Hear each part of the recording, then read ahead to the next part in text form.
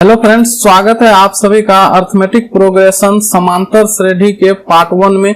आज हम लोग पार्ट 1 के अंतर्गत देखने वाले हैं अर्थमेटिक प्रोग्रेशन के एक्सरसाइज को सॉल्व करने से पहले अर्थमेटिक प्रोग्रेशन के कुछ निम्नलिखित बिंदुओं के बारे में हम लोग आज पढ़ेंगे, जानेंगे कि उन बिंदु क्या क्या होते हैं। उस सभी बिंदुओं के बारे में हम लोग आज जानेंगे। तो पहला हम लोग देखेंगे अनुक्रम के बारे में, जिसको सीक्वेंस कहते हैं। ये अनुक्रम क्या होता है इसके बारे में हम लोग जानेंगे। उसके बाद दूसरा हम लोग देखेंगे अनुक्रम के प्रकार, अनुक्रम कितने प्रकार के होते हैं इसके बारे में हम लोग देखेंगे। तीसरा होता देखेंगे हम लोग श्रेणी के बारे में, जिसे सीरीज कहते हैं, सीरीज क्या होता है। चौथा होगा हम लोग देखेंगे प्रोग्रेशन अर्थात श्रेणी किसे कहते हैं। उसके बाद हम लोग देखेंगे श्रेणी के प्रकार, ये टाइप्स ऑफ प्रोग्रेशन, कितने प्रकार के श्रेणी होते हैं उसके बारे में देखेंगे। उसके बाद हम लोग देखेंगे समांतर श्रेणी का परिभाषा देखेंगे, समांतर श्रेणी का परिभाषा क्या होता है। उसके बाद हम लोग देखेंगे पद, टर्म क्या होते हैं। उसके बाद देखेंगे प्रथम पद और अंतिम पद, फर्स्ट टर्म और ये लास्ट टर्म क्या होते हैं, इसको हम लोग देखने वाले हैं। और उसके बाद देखेंगे कॉमन डिफरेंस, जिसे हम लोग सार्वअंतर कहते हैं, ये सार्वअंतर क्या होता है इसके बारे में हम लोग देखेंगे। और लास्ट पॉइंट हम लोग देखेंगे समांतर श्रेणी का व्यापक रूप, general form of an arithmetic progression. समांतर श्रेणी का जो व्यापक रूप होता है, जनरल फॉर्म होता है, वह क्या होता है उसके बारे में। तो आज हम लोग अर्थमेटिक प्रोग्रेशन के पार्ट 1 के अंतर्गत इन सभी बिंदुओं के बारे में पढ़ेंगे, जानने वाले हैं। तो चलिए शुरू करते हैं वीडियो। तो पहला है फ्रेंड्स अनुक्रम। अनुक्रम में हम लोग पढ़ेंगे कि अनुक्रम होता क्या है। अनुक्रम को समझने से पहले मैं आप लोगों को एक एग्जांपल बता दूं। जैसे मान लीजिए यहाँ कोई संख्या है, मैं अगर इसमें पूछूं कि 10 के बाद अगला संख्या जो है वह यहाँ पे कितनी होगी, तो आप बता भी सकते हैं। कैसे बताइएगा, तो पहले आप इसमें रिलेशन देखिएगा। तो देखिए यहाँ पे क्या हो रहा है कि 2 में हम 2 को जोड़ दे रहे हैं, तो देखिए 4 हो जा रहा है। फिर 4 में देखिए 2 जोड़ देंगे तो 6 हो जाएगा। 6 में 2 जोड़ देंगे तो 8 हो जाएगा। 8 में 2 जोड़ देंगे 10 हो जाएगा। तो यहाँ पे हमने क्या देखा कि एक रिलेशन देखा कि जैसे सब पद में अगर हम लोग संख्या में 2-2 जोड़ते जाते हैं तो अगला संख्या प्राप्त हो रहा है। तो इस तरह से हम लोग इस 10 में भी 2 अगर हम जोड़ देंगे तो यहाँ पे जो संख्या होगी वह संख्या हमें प्राप्त हो जाएगी 12। तो हमने बता दिया कि इसका जो अगला टर्म होगा, अगला जो संख्या होगी वह 12 होगा, 12 होगा। दूसरा एग्जांपल एक देखते हैं। मान लीजिए यहाँ पे 4, 8, 12, 16 और 20 है। तो यहाँ पे हम देख रहे हैं कि यदि हमको इसमें पूछे कि यहाँ पे अगला पद क्या होंगे, तो इसको भी हम लोग बताने से पहले हम लोग इसमें रिलेशन को देखेंगे कि इसमें क्या रिलेशन है। तो यहाँ देखिए फ्रेंड्स, ये से 4 में हम अगर 4 को ऐड कर रहे हैं तो 8 हो जाएगा। 8 में हम लोग 4 को ऐड करते हैं 12 हो जाएगा। 12 में 4 को ऐड करेंगे 16 हो जाएगा। और 16 में 4 को ऐड करेंगे 20 हो जाएगा। तो यहाँ पे हम लोग देख रहे हैं कि प्रत्येक संख्या में 4 जोड़ने से उसकी अगली संख्या जो है वो हमें प्राप्त हो रही है। तो इस अनुसार हम यहाँ पे बता सकते हैं कि जो अगला जो टर्म होगा यहाँ पे वह यहाँ पे हो जाएगा 24, क्योंकि 20 में 4 ऐड करेंगे तो यह 24 हो जाएगा। तो हमने बता दिया। चलिए एक तीसरा एग्जाम्पल देखते हैं। मान लीजिए यहाँ पे 5, 10 और 7, 25, 20 ऐसे 101 है। तो इसमें अगर हम लोग देखते हैं कि अगर इसमें पूछा जाए कि अगला संख्या क्या होगा, तो आप नहीं बता सकते हैं। क्यों नहीं बता सकते हैं, तो देखिए यहाँ पे हम लोग जब देखते हैं तो यहाँ पे देख रहे हैं कि इस दोनों में 5 है का अंतर है, अर्थात 5 में हम लोग 5 को ऐड करेंगे तो 10 हो जाएगा। यहाँ 10 में हम लोग देखिए 3 को सब्ट्रैक्ट कर देंगे तब 7 हो जाएगा। यहाँ देखिए 7 में फिर 18 को ऐड कर देंगे तो ये 25 हो जाएगा। और 25 में यहाँ देखिए फिर माइनस कर देंगे 5 तो यह 20 हो जाएगा। तो इस तरह से यहाँ कोई रिलेशन नहीं बैठ रहा है, यहाँ कोई संबंध नहीं हम लोगों को पता चल रहा है कि कितना घट रहा है, कितना जुट रहा है, यह हमें पता नहीं चल रहा है। जिस तरह से इसमें देखिए एक ही संख्या जो है समान संख्या जुट रही थी, इसमें भी समान संख्या जुट रही थी, तो हम अगला संख्या बता देते थे। लेकिन इसमें आप यहाँ पे क्या होगा वह बताना मुश्किल है। इसमें आप नहीं बता सकते हैं कि अगला टर्म कितना होगा, अब यहाँ क्या जुटेगा, क्योंकि यहाँ पे कोई रिलेशन नहीं है। तो इससे हम लोग अनुक्रम का जो है डिफिनेशन निकाल सकते हैं कि अनुक्रम जो होता है फ्रेंड्स, वह डिफिनेशन कहता है कि संख्याओं का एक क्रम जो किसी निश्चित नियम के अनुसार लिखे जाते हैं अनुक्रम कहलाता है। संख्याओं का एक क्रम, जैसे यहाँ देखिए 2, 4, 6, 8, 10 यह संख्या का एक क्रम है जो एक निश्चित नियम से लिखा गया है। निश्चित नियम क्या है कि प्रत्येक संख्या में 2 ऐड होने पर अगली संख्या हमें प्राप्त हो रही है। यह एक निश्चित नियम है, निश्चित फिक्स है कि 2 जोड़ना है तो अगला संख्या हमें मिल रहा है। तो यही निश्चित नियम के तहत अगर कोई संख्या लिखी जाती है, क्रम लिखा जाता है, तो उसे ही हम लोग क्या कहते हैं, अनुक्रम कहते हैं। लेकिन इसमें देखिए यहाँ पे कोई नियम नहीं था, यहाँ +5 हो रहा था, यहाँ -3, यहाँ +18 हो रहा था, यहाँ -5 हो रहा था। यहाँ कोई नियम नहीं है, निश्चित नियम नहीं है, फिक्स नहीं है कितना ही को ऐड करना है। तो इस तरह के जो संख्या होंगे फ्रेंड्स, संख्याओं का जो क्रम होगा उसे ही हम लोग अनुक्रम करते हैं। चलिए एक और एग्जांपल हम लोग आपको दे रहे हैं कि इस एग्जांपल में आप बताइए। जैसे मान लीजिए 15 है, यहाँ पे हो गया 12, यहाँ हो गया 9, यहाँ हो गया 6। तो आपसे अगर यदि यहाँ पे पूछा जाए कि यहाँ पे अगली संख्या जो है क्या होगा, तो आप बता सकते हैं कि यह देखिए इसमें जो अगली संख्या होगी वह क्या होगी, आप आसानी से बता सकते हैं। कैसे? तो देखिए यहाँ पे 15 है, यहाँ हो गया 12, तो 15 में से 3 घटा देंगे तो 12 हो जाता है। फिर देखिए यहाँ पे 12 में से 3 को सब्ट्रैक्ट कर देंगे तो 9 हो जाएगा। फिर देखिए यहाँ पे 9 में से 3 को सब्ट्रैक्ट कर देंगे तो 6 हो जाएगा। तो यहाँ पे एक संख्या जो है वो -3 फिक्स है, निश्चित है, यह निश्चित संख्या इसमें हम लोग घटा रहे हैं। तो उसी तरह से 6 में फिर हम लोग -3 करेंगे तो यहाँ पे आपको 3 हो जाएगा, अगली संख्या जो है वो 3 हो जाएगा। तो हमने आसानी से बता दिया। तो इस तरह का जो संख्या का क्रम होगा उसे ही हम लोग अनुक्रम कहेंगे।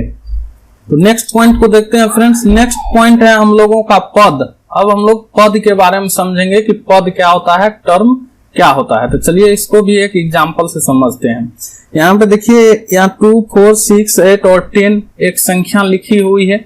यहाँ पे हम लोग पहले इसमें रिलेशन देख लीजिए। यहाँ पे 2 में 2 जोड़ रहे हैं तो 4 हो जा रहा है। यहाँ पे 4 में फिर 2 जोड़ेंगे 6 हो जा रहा है।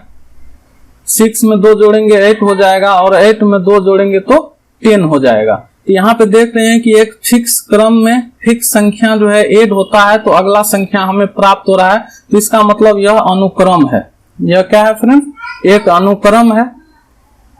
और पद जो होते हैं, अनुक्रम में जो स्थित संख्याएं होती है, अनुक्रम के प्रत्येक संख्या एक पद होता है। जैसे मान लीजिए ये 2 है तो यह भी एक पद हो गया, 4 है यह भी एक पद हो गया, 6 भी पद हो गया, 8 भी पद हो गया, 10 भी पद हो गया। करने का मतलब अनुक्रम में जितने भी संख्याएं लिखी हुई रहेगी वे सभी संख्याएं उस अनुक्रम का पद कहलाता है। और पद को फ्रेंड्स हम लोग T1 या A से डिनोट, T या A से डिनोट करते हैं। तो ये पहला पद है तो इसको हम लोग T1 लिख सकते हैं, ये T1 हो गया।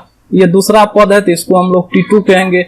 ये तीसरा है तो T3 कहेंगे, T4 कहेंगे, T5 कहेंगे। इसी तरह से ये बढ़ते जाएगा n तक। या किसी किसी बुक में आप लोग देखिएगा कि वहां इसे A1, A2, A3 के नाम से भी डिनोट किया जाता है। यह पहला पद है तो इसको हम लोग A1 कहेंगे, यह दूसरा है तो इसको A2 कहेंगे, तीसरा है तो इसको A3 कहेंगे, ये चौथा है तो इसको A4 कहेंगे, ये पांचवा है तो A5 कहेंगे। तो पद को A और T दोनों से डिनोट किया जाता है। चलिए नेक्स्ट हम लोग एक दूसरा एग्जाम्पल को देखते हैं। मान लीजिए यहाँ पे 4, 8, 12, 16 और 20 है। अगर इसमें पूछे फ्रेंड्स कि इसमें पद कितने हैं, तो इसमें अनंत पद हैं। यह जो है अपरिमित है, अनंत पद है, इसमें आप नहीं बता पाइएगा कितने पद हैं। लेकिन इसमें देखिए कि इसमें अगर पूछे आपको कि कितने पद है, तो पहले इसको देख लेते हैं ये अनुक्रम है कि नहीं है। तो देखिए इसमें 4 में 4 जोड़ेंगे तो 8 हो जाएगा, 8 में 4 जोड़ेंगे तो 12 हो जाएगा, 12 में 4 जोड़ेंगे तो 16 हो जाएगा, 16 में 4 जोड़ेंगे 20 हो जाएगा। तो यह देखिए यह एक अनुक्रम है, यह भी एक अनुक्रम है। अनुक्रम है जिसमें एक फिक्स संख्या जो है, निश्चित संख्या हम लोग किसी में जोड़ते हैं संख्या में तो अगला संख्या हमें प्राप्त हो रहा है। तो इसमें अगर पूछा जाए कि पद कितने हैं, तो इसमें हम लोग गिन लेंगे कि ये पहला पद हो गया T1, ये T2, ये हो जाएगा T3, T4, T5। तो इसमें पदों की संख्या जो है फ्रेंड्स वह 5 है। तो हम लोग आसानी से इसमें कर देंगे कि पद 5 है, इसमें हम लोग गिन सकते हैं, तो ये परिमित हो गया, सीमित है। चलिए अब हम लोग इसका डिफिनेशन अगर हम लोग देखें तो इसका डिफिनेशन कहता है कि अनुक्रम के प्रत्येक संख्या को टर्म कहते हैं, पद कहते हैं। जो हमने बताया कि यह अनुक्रम है, यह 2 4 6 8 10, यही अनुक्रम नहीं, कोई भी अनुक्रम के प्रत्येक संख्या जो होगी लिखी हुई, जैसे इसमें ये 4 लिखा हुआ है, 8 है, 12 है, 16 है, 20 है, तो ये सभी क्या है फ्रेंड्स, तो ये सभी टर्म है। इसमें 2 है, 4 है, 6 है, 8 है, ये 10 है, ये सभी टर्म है। तो वही कहता है कि अनुक्रम के प्रत्येक संख्या को पद कहते हैं। पदों को T1, T2, T3, T4 so one Tn या A1, A2, A3, A4 so one An से सूचित किया जाता है। किसी किसी बुक में T1 T से, किसी में A से भी सूचित किया जाता है। किसी भी अनुक्रम का पहला संख्या जो होता है फ्रेंड्स, उसे हम लोग पहला पद, और अंतिम संख्या जो होता है उसे हम लोग अंतिम पद कहते हैं। जैसे मान लीजिए इसका जो ये 2 है फ्रेंड्स, ये 2 इसका हो जाएगा पहला पद। यह जो 2 है, जो पहली लिखी हुई संख्या जो होगी, यह 2 हो गया इसके लिए पहला पद, पहला पद। इस अनुक्रम में ये 4 जो हो जाएगा, ये हो जाएगा आपका पहला पद, पहला पद। और अंतिम पद, जो अनुक्रम के अंतिम वाली जो संख्या होगी, जैसे इसमें देखिए, इसमें ये 20 जो है, इसको हम लोग कहेंगे अंतिम पद, अंतिम पद। जो अनुक्रम के अंतिम में होगा उसे हम लोग अंतिम पद कहेंगे, और जो अनुक्रम के शुरू में होगा उसे हम लोग प्रथम पद कहेंगे। अंतिम पद, प्रथम पद को फ्रेंड्स A से डिनोट किया जाता है, और अंतिम पद को L से डिनोट किया जाता है। वही लिखा हुआ है कि पहला संख्या को A से और अंतिम संख्या को L से सूचित किया जाता है। चलिए अब हम लोग नेक्स्ट पॉइंट के बारे में जानते हैं, देखते हैं। तो अगला पॉइंट है हमारा अनुक्रम के प्रकार। हमने अनुक्रम देख लिया, पद के बारे में समझ लिया, अब हम लोग अनुक्रम के प्रकार के बारे में देखेंगे। अनुक्रम कितने प्रकार के होते हैं?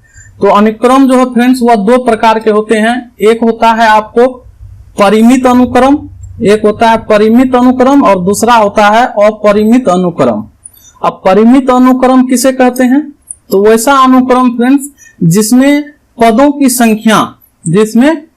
संख्या सीमित हो, तो उसे परिमित अनुक्रम कहेंगे। जिसमें पद फिक्स होगा, इतना 4 है कि 5 है कि 10 है कि 20 है, यह पद अगर फिक्स है तो उसे हम लोग क्या कहेंगे? परिमित अनुक्रम कहेंगे। और अपरिमित अनुक्रम जो होता है फ्रेंड्स, वो यदि किसी अनुक्रम में पदों की संख्या अनंत हो तो उसे हम लोग अपरिमित अनुक्रम कहते हैं। तो इसको हम लोग एक एग्जाम्पल से समझते हैं।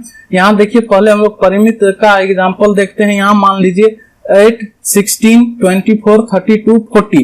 अगर आपसे इसमें पूछा जाए कि इसमें पद की संख्या कितनी है, तो आप गिन के आसानी से बता सकते हैं कि ये हो जाएगा T1, ये हो जाएगा T2, T3, T4, T5। तो आप कह दीजिएगा कि इसमें जो है 5 पद है, 5 पद है, बता दीजिएगा। लेकिन जब हम लोग इसमें इसकी बात करते हैं और परिमित अनुक्रम की बात करते हैं, तो इसमें आप नहीं गिन के बता सकते हैं कि इसमें कितने पद होंगे। जैसे यहाँ पे देखिए, अगर आप गिन रहे हैं तो इसका हो जाएगा 1, 2, 3, 4, 5। लेकिन यहाँ पे डॉट डॉट दिया हुआ है, इसका मतलब यह इसी तरह से आगे बढ़ते रहेगा। अब कहां तक बढ़ेगा यह फिक्स नहीं है, यह अनंत तक जा रहा है। तो इस तरह के जो अनुक्रम होंगे, सीक्वेंस होगा, उसे हम लोग कहेंगे अपरिमित अनुक्रम, अपरिमित सीक्वेंस कहेंगे। तो याद रखना है कि जिस अनुक्रम में पद फिक्स होंगे, सीमित होगा, उसे हम लोग कहेंगे परिमित अनुक्रम, और जिसमें जो पदों की संख्या सीमित नहीं होगी, अनंत होगी, उसे हम लोग कहेंगे अपरिमित अनुक्रम। तो अनुक्रम 2 तरह के होते हैं, परिमित और अपरिमित। चलिए नेक्स्ट हम लोग देखते हैं नेक्स्ट पॉइंट। नेक्स्ट पॉइंट है फ्रेंड्स श्रेणी। अब हम लोग पढ़ेंगे ये श्रेणी क्या होता है, जिसे हम लोग सीरीज कहते हैं। तो चलिए इसको समझने के लिए हम लोग पहले डिफिनेशन देख लेते हैं।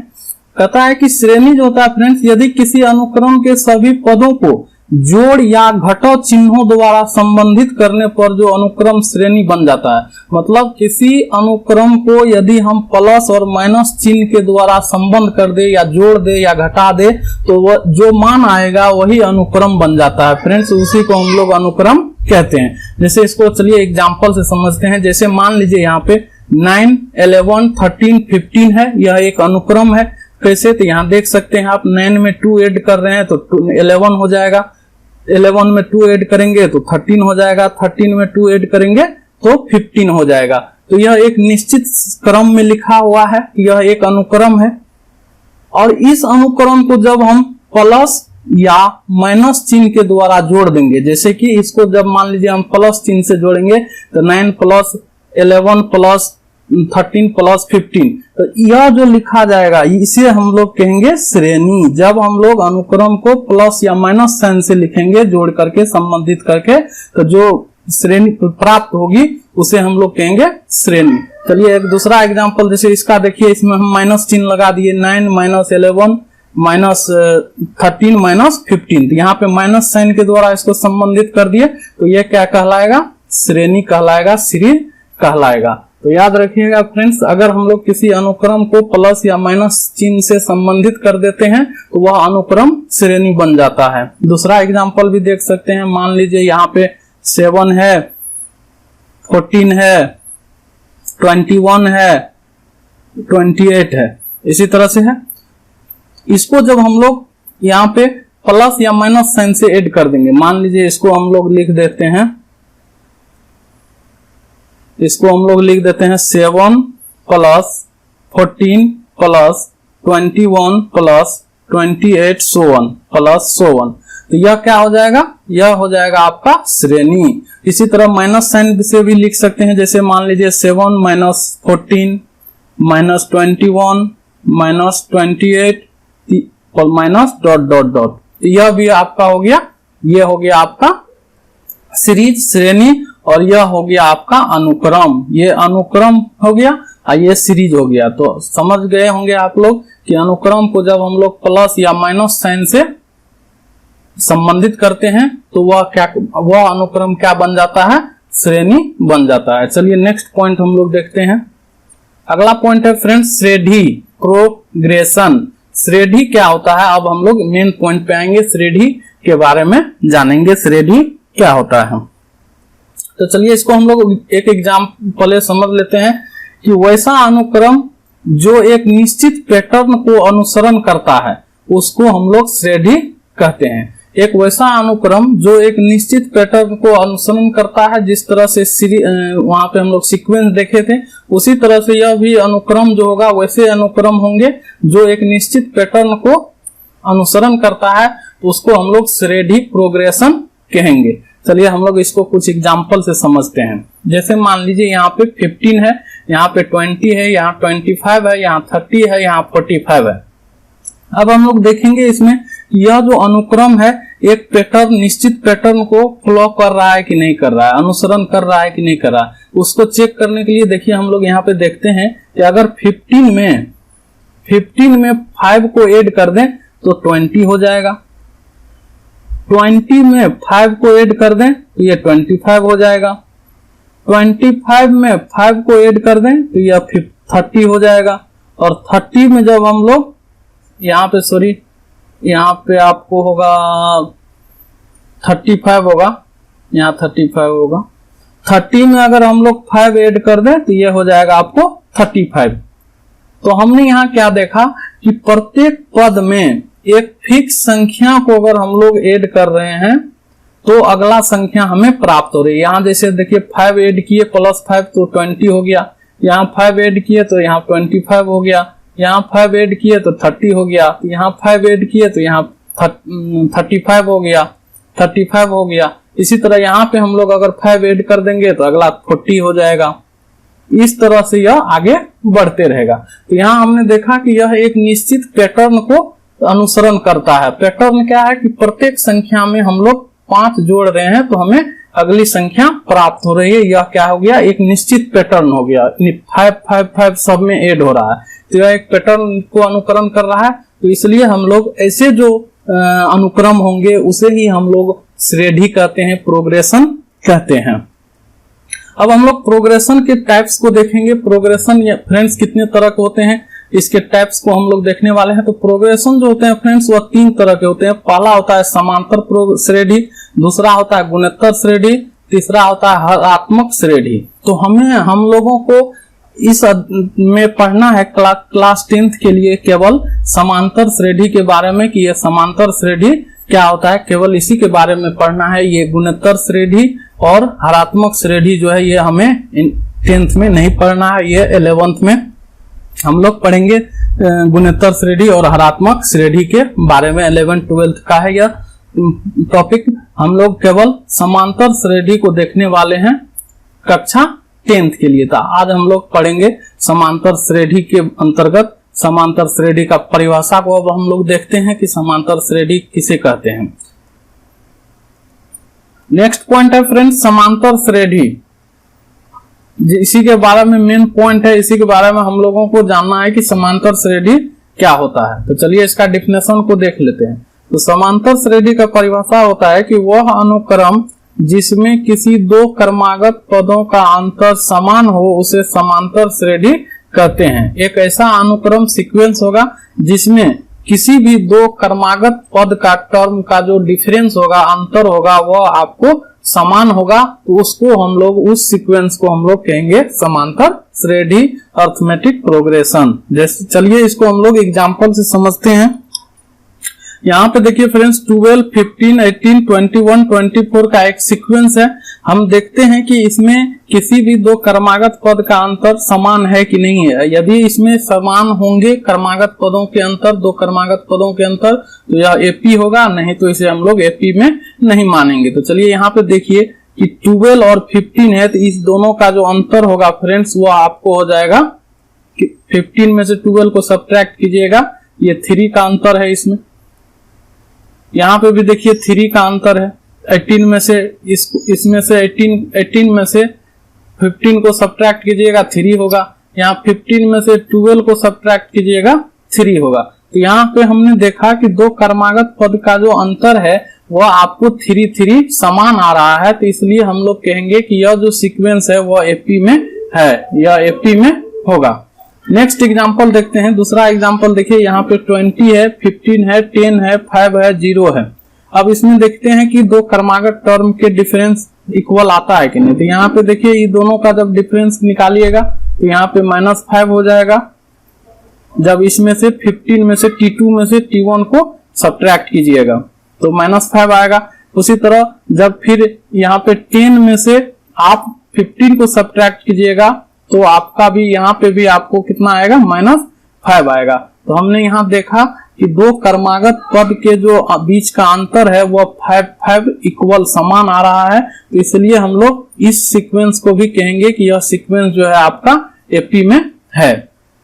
यदि यह इक्वल नहीं आता तब हम कहते कि एपी में नहीं है। एक तीसरा एग्जांपल को देखते हैं। मान लीजिए 12, 14, 19, 20 और 24 है, तो क्या यह एपी में है या नहीं है। इसे चेक करने के लिए आपको यहाँ पे चेक करना पड़ेगा कि 2 क्रमागत पद का अंतर समान है कि नहीं है। तो मान लीजिए यहाँ पे देखिए 12 और 14 है, इस दोनों का जब अंतर निकालिएगा फ्रेंड्स, इसको जो घटाइएगा 14 में से 12 को, तो यहाँ पे आपको हो जाएगा 2 बचेगा।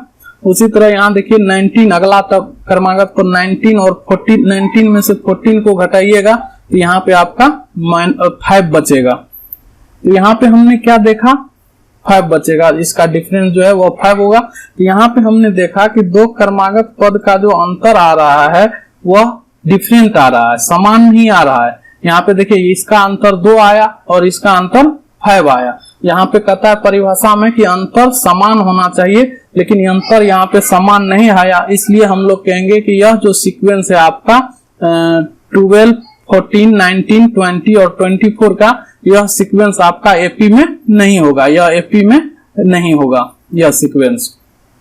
तो आप लोग समांतर श्रेणी समझ गए होंगे। नहीं समझे तो अब एक एग्जांपल मैं और देता हूं। जैसे कि मान लीजिए यह एक श्रेणी, हम एक सीक्वेंस लिखते हैं, यह एक सीक्वेंस है जैसे कि 8, 16, 24, 32 यह एक सीक्वेंस है।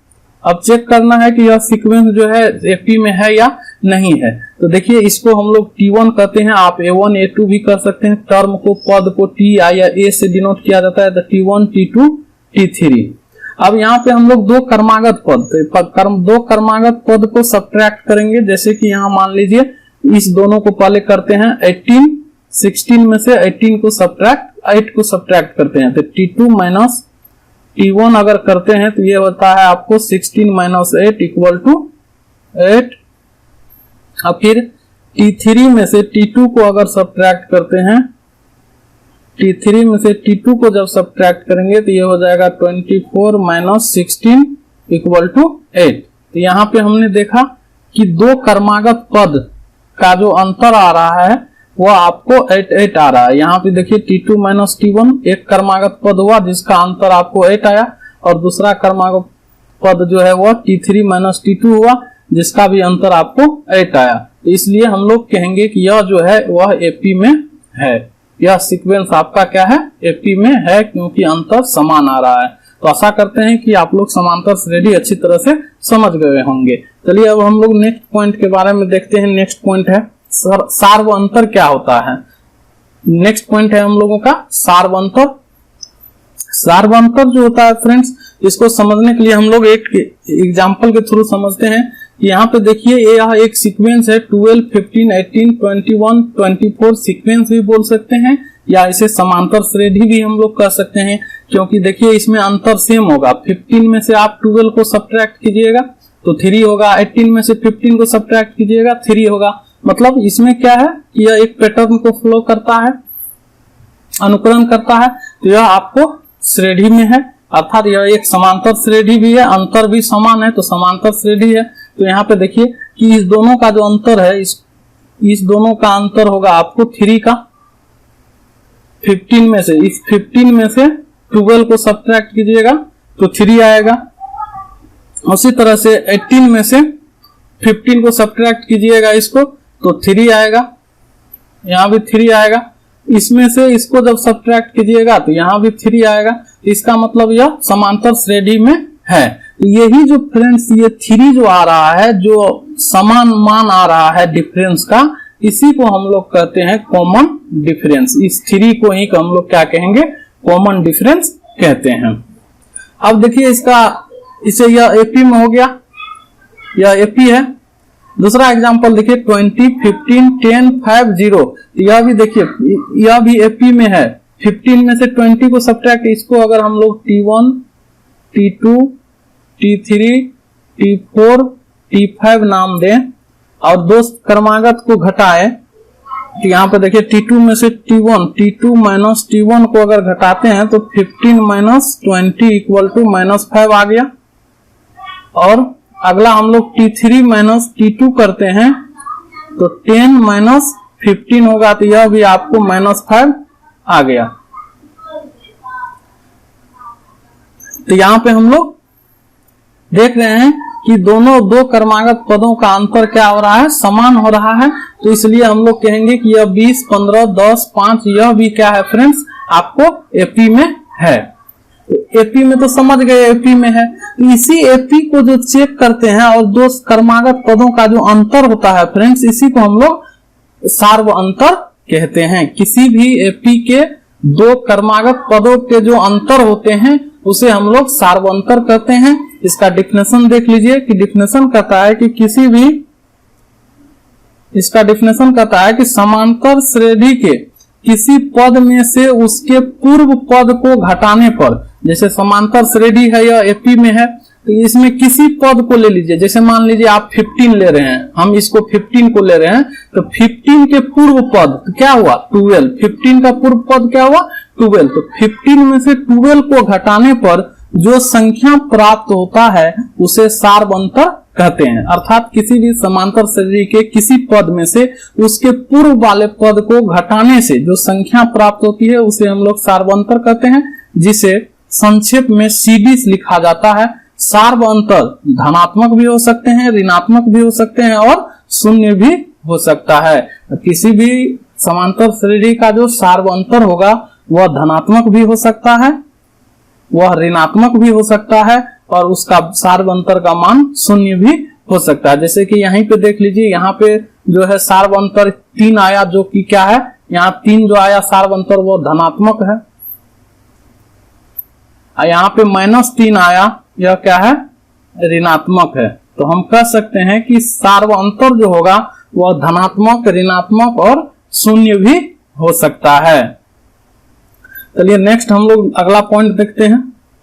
अगला पॉइंट है फ्रेंड्स, सार्व अंतर समांतर श्रेणी का व्यापक रूप, general form of an arithmetic progression. समांतर श्रेणी का व्यापक रूप क्या होता है, इसको समझने से हम लोग जो है किसी भी समांतर श्रेणी को जितना कहेगा वह हम निकाल सकते हैं। जैसे इसका डेफिनेशन देख लीजिए, कहता है कि यदि किसी समांतर श्रेणी का प्रथम पद आपको ए दिया हुआ रहेगा, प्रथम पद ए दिया हुआ रहे और सार्व अंतर आपको डी भी दिया हुआ हो, तो ए प्लस डी, ए प्लस 2d, ए प्लस 3d, ए प्लस 4d सो वन समांतर श्रेणी का व्यापक रूप कहलाता है। यदि आपको किसी समांतर श्रेणी का प्रथम पद ए और सार्व अंतर डी का मान दिया हुआ है, तो आप इस स्ट्रक्चर पे ए प्लस डी, ए प्लस 2d, ए प्लस 3d, ए प्लस 4d पर उस मान को बैठाइएगा, तो जो एक सीक्वेंस प्राप्त होगा वह समांतर श्रेणी में होगा। चलिए इसको हम लोग एग्जाम्पल से समझते हैं। मान लीजिए कि ए का मान आपको 5 दिया हुआ है, ए बराबर 5 दिया हुआ है और डी का मान फ्रेंड्स आपको 3 दिया हुआ है, डी का मान आपको 3 दिया हुआ है। तो अब हम लोगों को कहेगा कि इस तरह का जो है आप एक समांतर श्रेणी बनाइए। ए का मान पहला पद 5 और सार्व अंतर 3 है, तो आप एक समांतर श्रेणी बनाइए। तो हम लोगों को ये याद रखना है, यह जो व्यापक फॉर्म होता है इसका समांतर श्रेणी का, इसको हम लोगों को याद रखना है। चलिए हम लोग बैठाते हैं। तो पहला पद जो होगा फ्रेंड्स वह ए, पहला पद जो होगा यही हो जाएगा आपका ए, तो बराबर 5 है तो 5 हो गया। दूसरा पद जो है वो आपका हो जाएगा ए प्लस डी, ए प्लस डी, यह पहला पद हो गया T1, यह दूसरा पद हो जाएगा T2, ए प्लस डी, तो ए का वैल्यू हो गया 5 और डी का वैल्यू 3, तो ये हो जाएगा 8। तीसरा पद हो जाएगा इसका ए प्लस 2d, तो ए का मान हो गया 5 प्लस 2 इंटू डी का मान हो गया आपको 3। इसको सॉल्व करेंगे तो ये हो जाएगा 5 प्लस 6 इक्वल टू 11। इसी तरह से हम लोग T4 निकाल सकते हैं, ए प्लस 3d, तो यहां हो जाएगा ए का मान 5 प्लस 2 इंटू 3 इंटू डी, 3 होगा।